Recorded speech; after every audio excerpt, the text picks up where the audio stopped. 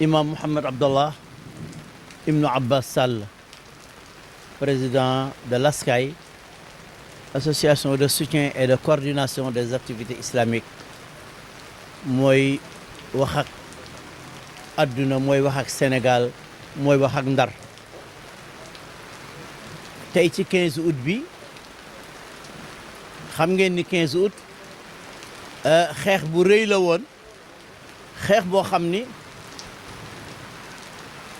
diggante dëgg ak caaxaan diggante dëgg ak caaxaan ñoo doon xeex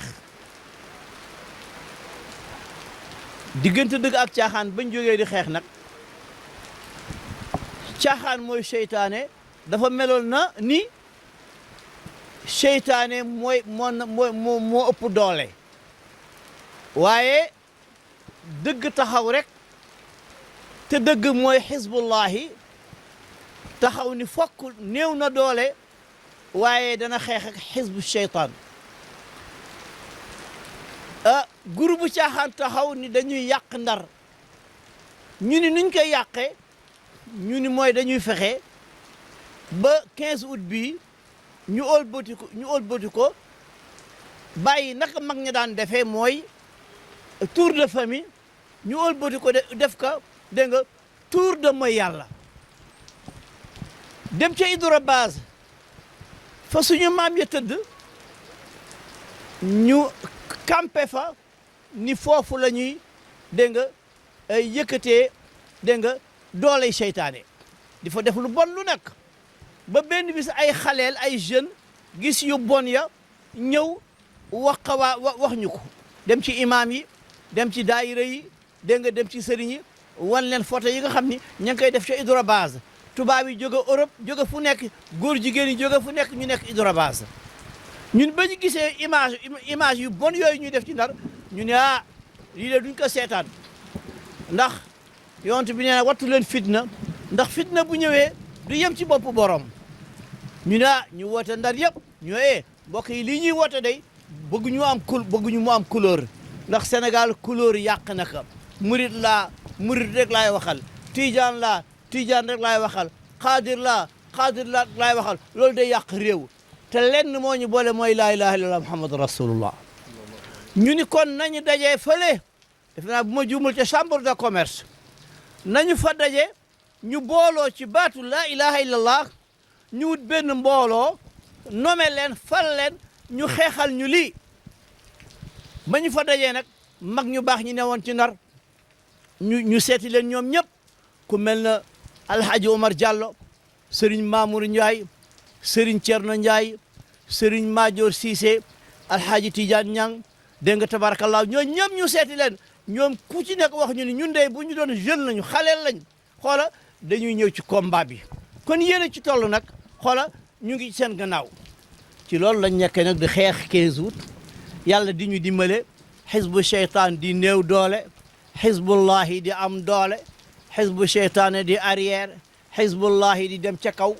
ba fii ñu toll nii nga xam ni fii boobu mosaan taxaw day mel na tawaaf diggante Safa ak Marwa dégg nga waa Louga dañ daan ñëw région de Diourbel ñëpp daan jóge foofu di ñëw Ndar alhamdulilah nag daañu gërëm parce que doomu aadama nag boo amee xéewal booy xeex dara moo tax suñu état yi dañ ñu war ji di jàppale ci xeex yi ñuy xeex ndax xeex yi ñuy xeex dégg nga ndimbal la dégg nga moo baax ci ndax jeune kenn ko encouragé ci fo ak caaxaan léegi nag benn préfet bu fi jaaroon duñ ko fàtte mukk muy Souleymane Cissé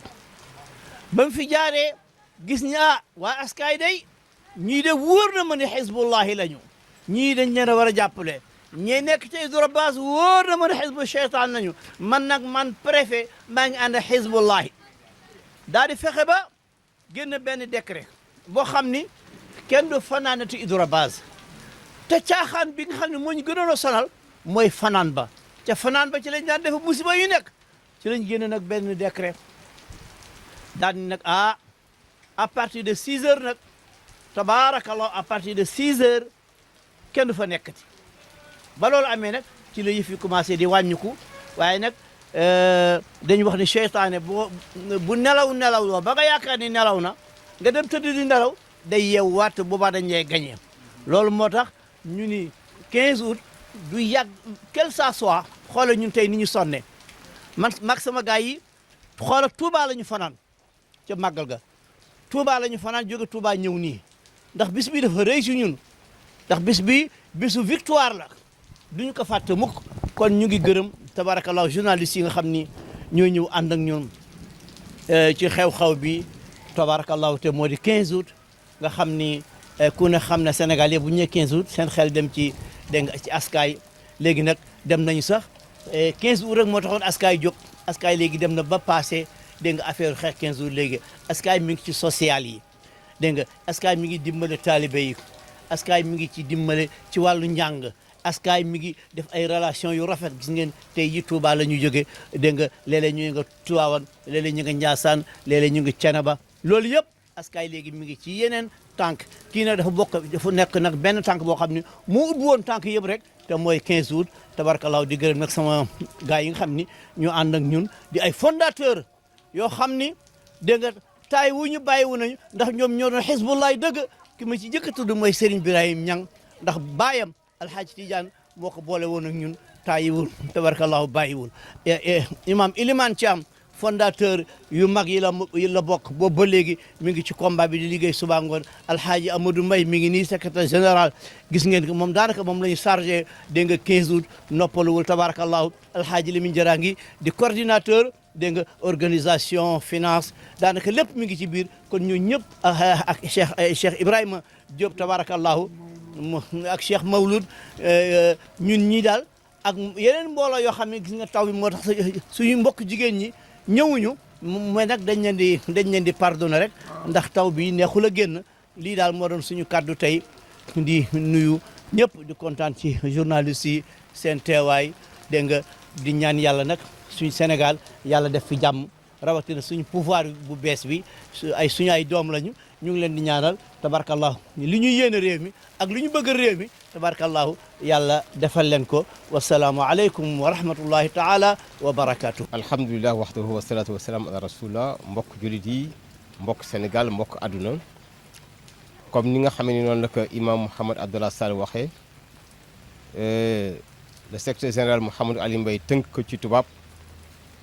muy lu am solo muy dal bi nga xamee ni ñu ngi koy dal kilifa diine yi nga xamee ni bu ñuy wax diine suñu xel dem si ñoom bu ñuy wax yonent bi sallallahu alayhi wasallam suñu xel dem si ñoom am léegi ay xale yi nga xam ne dañu toll ci buntu àdduna nekkoon nag ay saagakat nekkoon ay waxkat yu ñaaw waaye amuñu fu ñu ko waxee waaye bi nga xam ne réseaux sociaux réaction tey ci àdduna bi ñu jël seen portable di si jëfandikoo TikTok ak YouTube ak Facebook di si ŋaañ ay kilifa diine loolu nag président Mouhamed Abdallah Sall ak waa askaay ci njiitul askaay muy wax yëkkati kàddoom di ñaan njiitu réew mi ni wax ni loolu na si jóg taxawaay ak ministre de l'intérieur ak ministre de la communication ak le premier ministre bi nga xam ne ni gis nañu ni ko diine ñoree waaye gis nañu ni mu fonke mag na jóg pour yooyu mu mën a dakk waaye nañu topp rëbb ñooñu nga xam ne ñooy ŋàññ suñu kilifa diine yi ñooñu di leen di saaga ñu leen rëbb fu nu mënti nekk ñu fekk leen foofu askaay ci njiitalu imam Mouhamed Abdallah Sall ñu mu dellu di ñaan yàlla subhanahu wa taala ki nga xam ne mooy njiitu réew mi président Bassirou Diomaye Diakhar Faye ak le premier ministre Ousmane Sonko ñaan yàlla mu defee leen ndam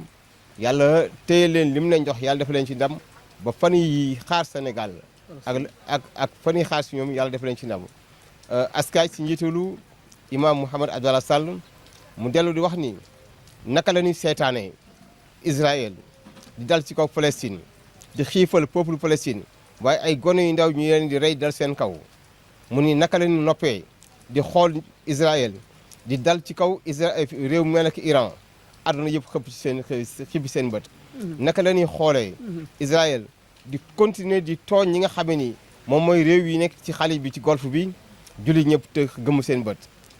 askaay si njiitalu imam Mouhamed Abdallah Sall mu dellu di ci kàddoom di wax ni julli ñi si àdduna bi di dellu di encouragé ñi nga xam ne ñooy peuple iranien bi nga xamee ne seytaane boobu nga xamee ne mooy Israël dal na seen kaw duma yi leen duma askaay ci njiitul imam Mouhamed Abdallah Sall mu naan peuple iranien ak ñu mel ne ko ñoom wala tahinu wala tahzanu wa antumul a'lawna in kuntum mu'minin wassalaamu aleykum wa rahmatullah. Mouhamed Alioune Mbaye, secrétaire général de l'ASCAI. Tous les musulmans sont des frères. Comment peut-on assister à ces génocides perpétrés par le peuple d'Israël sur des innocents qui sont sur leur propre terre, les Palestiniens? Comment peut-on assister à une famine imposée par le peuple Israël, le peuple juif, maudit par Dieu, à des enfants, à des nouveau-nés? Et le monde musulman se tait. Pourrait-on penser un jour qu'on en arrivera là? Il est grand temps que les musulmans s'unissent. Comment peut-on voir un pays attaquer un autre? Israël attaquer l'Iran, qui est un peuple frère musulman. Nous déplorons cette situation. Aussi, l'État ne doit pas fermer les yeux. Ces médias qui sont en train de pervertir notre jeunesse, les gens se mettent à insulter de grands chefs religieux. N'importe quoi, montrer leur nudité. Tout ceci est à combattre. Et l'ASCAI se porte en maître d'œuvre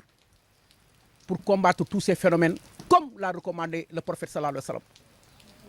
sallam. Nous nous contentons aujourd'hui, nous nous réjouissons aujourd'hui de la régression des méfaits liés au 15 août. Le 15 août, c'est une fête catholique qui n'est pas notre fête. Les gens se réunissaient ici. C'était des orgies, c'était n'importe quoi. C'était plus fort même que Woodstock. L'ASCAI s'est dressé, a combattu avec de fervents musulmans. Les grands érudits ici de l'islam qui ont soutenu l'islam. Et Seigneur Abdallah Sall, Ibn Serigne Abbas Sall, a mené de maître ce combat. Il revient de Touba, vous le voyez ici. Il est très fatigué, mais debout encore, uniquement pour l'islam. C'est ça l'islam. Nous ne devons pas verser dans le Hizbou Shaitan. Hizbou Shaitan, ce sont les gens qui, dans le groupe du Satan, Hizboullah, ce sont les gens qui sont dans le groupe d'Allah Tabaraka wa Ta'ala Azza wa Jalla. Comment peut-on fermer les yeux des parents qui sont là maintenant, qui ne s'occupent plus de leurs enfants, qui ne les éduquent plus? Tous ces enfants sont versés sur des trucs de portable, de n'importe quoi, d'internet, de WhatsApp, de Facebook, en train de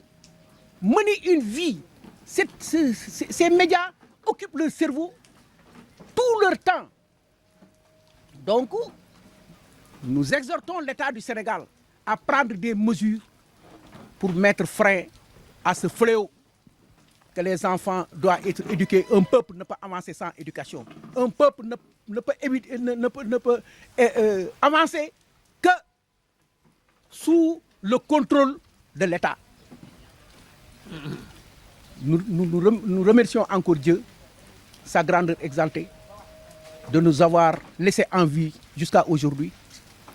Vous voyez actuellement ici que vraiment le problème du 15 août, c'est comme du Jurassique, c'est du passé, que les enfants y vont vers 18h, personne ne passe plus la nuit. Donc nous disons Alhamdulillahi Rabbil Alamina et nous tendons notre main à tous les musulmans du monde pour mener ce combat contre les néocolonialistes qui sont en train de nuire les musulmans, de nuire la quiétude pour l'avancement et le développement de la religion musulmane. Allahumma salli ala sayyidina. Nous prions encore pour la stabilité du pays. Nous prions infiniment